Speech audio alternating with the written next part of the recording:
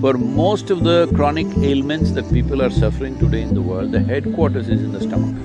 Impurities gather over a period of time and you become dense both in body and head. It determines the way you think, feel, understand and experience life.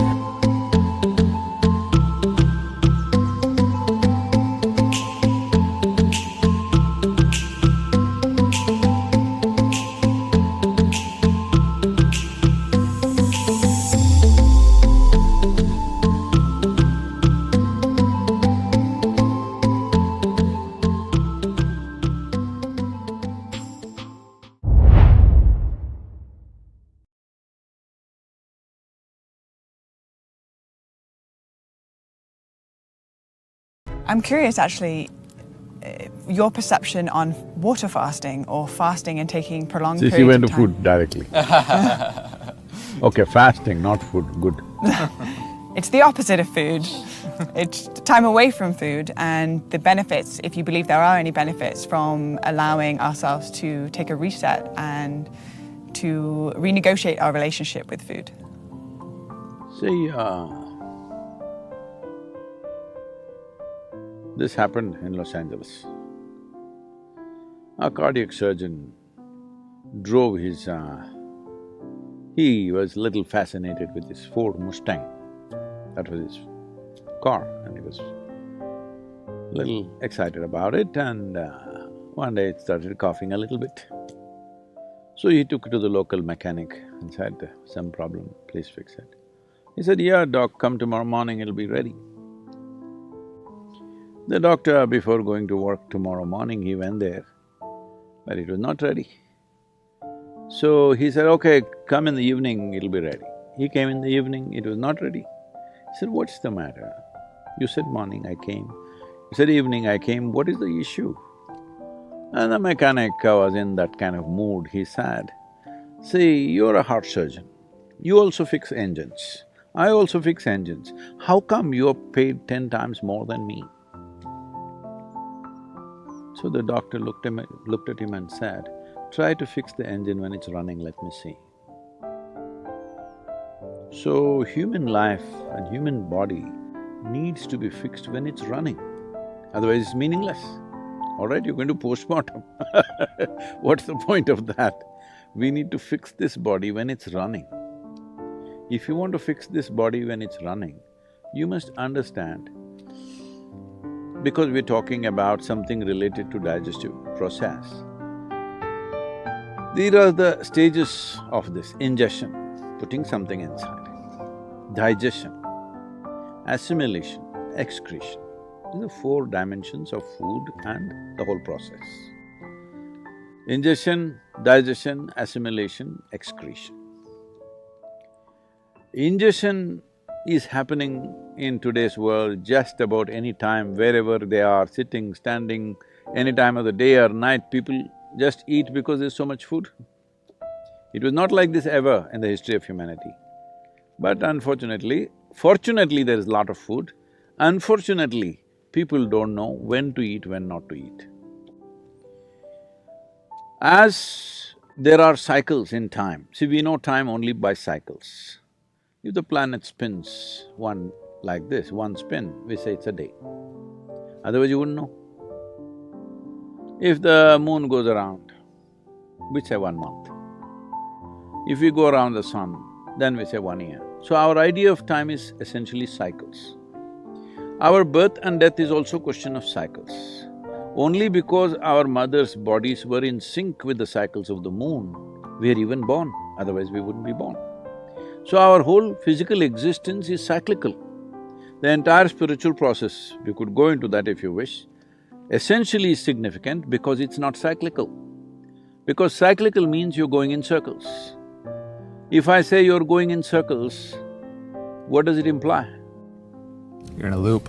You're not getting anywhere. Yeah. Usually if I leave you in desert where here there are some mountains, if there are no features, it's just sand, then people end up going in circles. That means you're not getting anywhere, that means you're lost.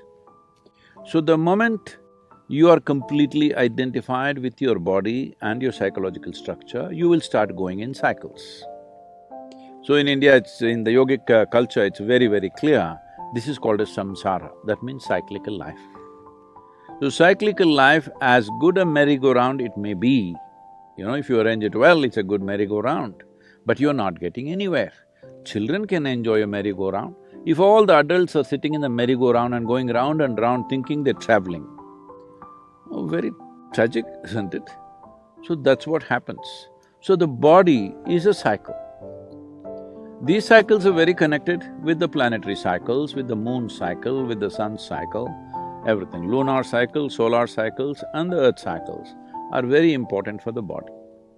If one has the necessary awareness, they could observe on which day your body doesn't need food. Every other creature knows this. Unfortunately, human beings have forgotten because their thought process or their silly mind has superimposed every other sense they have in their system. If you observe your system, you will see on a particular day, you don't feel like eating. That day you should not eat. But no, you're at your friend's house, there is a party, you stuff yourself, even if your body says no, you stuff yourself. You see all the animals, even if you have a dog at home, on a certain day he refuses to eat, both dogs and cats. Have you noticed this? He will go and eat some blades of grass if it's available and puke and cleanses himself because he's conscious that ingestion is continuously happening, but digestion and excretion is not as efficient as ingestion. Ingestion is happening compulsively, but other parts need to work. Other dimensions of digestive process needs to work. When we say digestion happens in the whole alimentary canal, not just in the stomach. And assimilation also happens across the entire alimentary canal. Now, excretion doesn't happen only through the alimentary canal, excretion needs to happen on the cellular level also. Impurities gather over a period of time and you become dense both in body and head. If you don't cleanse yourself, then it'll pile up over a period of time. We call this karma, because when it piles up, it determines the way you think, feel, understand and experience life. People may not realize this, but they will think, this is how I am, this is my nature. This is not your nature, this is the way you messed yourself, all right? So this cleansing process, one important thing is to give a break for ingestion. Because other systems are largely involuntary, you can stimulate them, but they're involuntary, they're functioning. Ingestion is a voluntary process, though unfortunately for most people it's become compulsive. It should be a voluntary process, that is, I eat when I want to eat. When I decide I want to eat, I will eat. My hand doesn't decide when to eat. If there's anything, people are doing this all the time. I relate.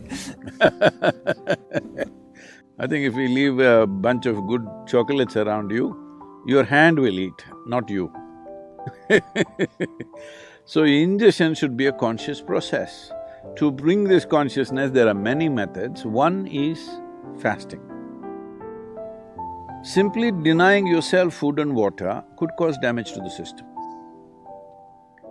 You must support it with the necessary practices. If you have the necessary practices, the need for food will come down. See, our energies are not coming only from the food that we eat. The sunlight, the air, the water.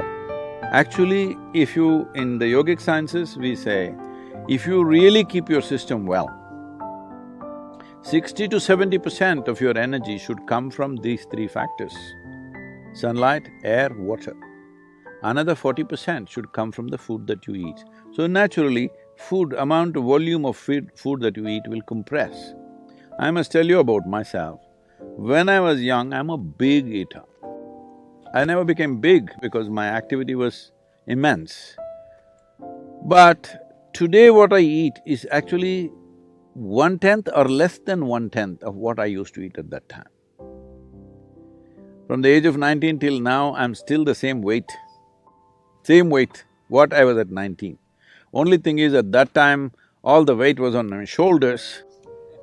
Now, because of this gravity continuously working on me, kind of pulled it down a little bit. But I kept myself up. So fasting as a process must be done with necessary understanding. If people don't have that awareness, in India we fixed the 11th day of the moon cycle, you must fast. If you're not able to fast, you go on something very light, it's called palhar. That means you go on fruit diet. Because fruit is a substance which is over 90% water, and you must eat water, not drink water. This is the yogic science. As far as possible, you eat water. You always be conscious about the food that you're eating, what is the water content.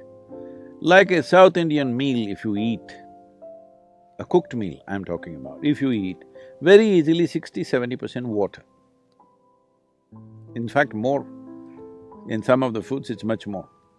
But now the food that you're eating here, you're eating bread, which was baked a month ago probably. Is that minimum? Even in so-called organic shops, it's at least a month or at least a week. Nobody is going and getting fresh bread and come, and anyway, the way the bread is baked, it doesn't have water in it, very, very little water. So of course you're compensating that with a bucket of Coca-Cola or something like that. Right? Yeah. I said a bucket, not a bucket glass. is a good amount of Coca-Cola. It's this big. Yeah. But that doesn't work like that. If you drink any liquid along with your food, the acids that are necessary for digestive process will get diluted. Your whole digestive process gets inefficient. Because food, when it goes in, if it contains water, it's assists. But if you put any liquid on top of it, you will see the food will remain in the stomach bag for too long. We are very concerned about this always in the yogic culture and life, that we don't want food to remain in our stomach bag for more than 2.5 hours maximum. In 2.5 hours' time, it doesn't matter what I've eaten, how much I've eaten, it must go into other parts. If it remains there, it makes you dull. It makes you lose your sense of perception. The level of perception, the keenness of perception is lost, which you notice if you eat food without Coke or coffee or tea or anything, you feel dull. It kind of pulls you down. Whole lot of people have developed a culture around it, after lunch they have to sleep. It's like you went to the gas station, you fueled up, then you can't start the engine because there is a gas in the tank. So that's what it means. So, to ensure that digestive system is in full process, because for most of the chronic ailments that people are suffering today in the world, the headquarters is in the stomach. Yes. For a lot of people, it's shifting to their head, but largely headquarters is in the stomach, what they eat and the way they eat. So in this way they eat, one simple thing to bring discipline is, maybe 1 or 2 days in a month, you go on much lighter foods which are very simple and easy on the body. If you can just thrive on water or just a little bit of lemon and water or lightly honey-laced water, it will help, but if it's not possible for you, maybe a fruit or something, which is very, very light on the system. The idea is to give digestive process and assimilation process a break so that rest of the body begins to excrete on the cellular level. It must throw out all the impurities.